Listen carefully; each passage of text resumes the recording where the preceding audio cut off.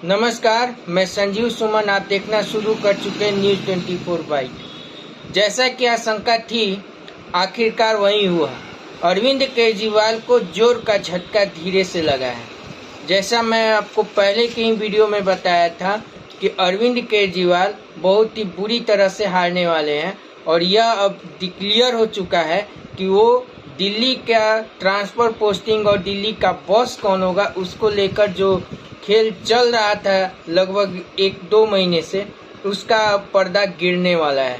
पर्दा इसी हफ्ते गिरेगा, यह भी तय है, क्योंकि संसद का सत्र अब अपने अंतिम चरण में जा रहा है। अगले हफ्ते उसका संसद का सत्र का अंतिम चरण होगा और 10 या 11 को इस पर वोटिंग भी हो जाएगी और ऐसा लग रहा है कि इसका रिजल्ट भी आ जाएगा। लेकिन जो अभी परिस्थितियां बन रही है उस पर यह स्पष्ट हो चुका है कि अरविंद केजरीवाल बड़ी हार की ओर बढ़ रहे हैं। इसमें कांग्रेस की भी बहुत अच्छी फजीहत हो रही है और साथ ही साथ विपक्षी पार्टियों की भी फजीहत हो रही है। और विपक्षी पार्टियों द्वारा बनाया गया INDIA उसका भी अब राम नाम सत्य होने के कगार पे है।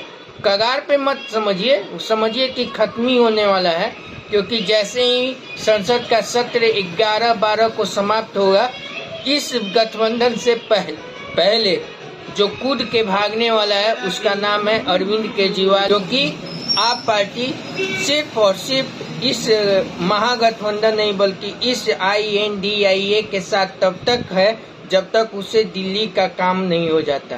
दिल्ली का अध्यादेश एक बार संसद के दोनों सदनों में गिर गया, अरविंद केजरीवाल की हार हो गई। अरविंद केजरीवाल इस INDIA से कूद के भाग जाएगा।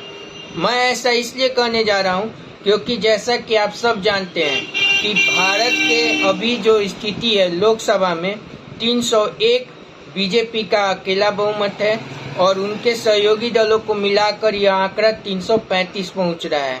तो लोकसभा में यह बिल आसानी से पास हो रहा है और साथ ही साथ जो लोकसभा में जो कुछ पार्टियां जो अलग है, ना वो INDIA के साथ है न NDA के साथ है, उसमें से बीजू जनता दल और YSR कांग्रेस दोनों ने बीजेपी यानी कि इस NDA का जो बिल आ रहा है उसका समर्थन कर दिया है और इस तरीके से यह भी आसानी से पास हो। अरविंद केजरीवाल का ये सबसे बड़ा हार होने जा रहा है। जैसा कि मैंने आपको अभी बताया कि लोकसभा में 335 पूरे NDA का जो अभी का आंकड़ा है और साथ ही साथ बीजू जनता दल और YSR कांग्रेस, ये दोनों के इनका समर्थन यानी कि इस बिल के समर्थन में आ जाने के बाद 350 से लेके 450 से यह बिल लोकसभा में आसानी से पास हो जाएगा।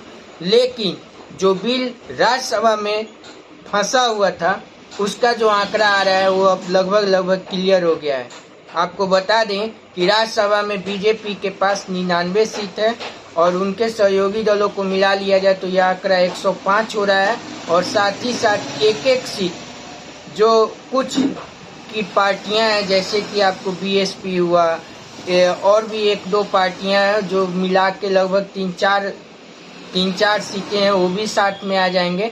और जो सबसे बड़ा बात है वह यह है कि YSR कांग्रेस और बीजू जनता दल जिसका 9 गो सीट था, 9 गो जिसके सांसद है राज्यसभा में, वो भी खुलकर सरकार के पक्ष में आ गए हैं। तो यह आंकड़ा लगभग 150 से लेके 155 के बीच में यह बिल आसानी से राज्यसभा में पारित हो जाएगा। तो इस तरीके से लोकसभा और राज्यसभा से दिल्ली अध्यादेश का बिल पारित होने जा रहा है, जिसके बाद अरविंद केजरीवाल और उनके कैंप में एक तरीके से भयंकर बवाल मचा हुआ है। अरविंद केजरीवाल के तरफ से जो राज्यसभा में उनका काम देख रहे हैं राहुल चड्ढा, उनके लिए उन्होंने YSR कांग्रेस और बीजू जनता दल दोनों को ही देश विरोधी घोषित कर दिया है। कुछ नेताओं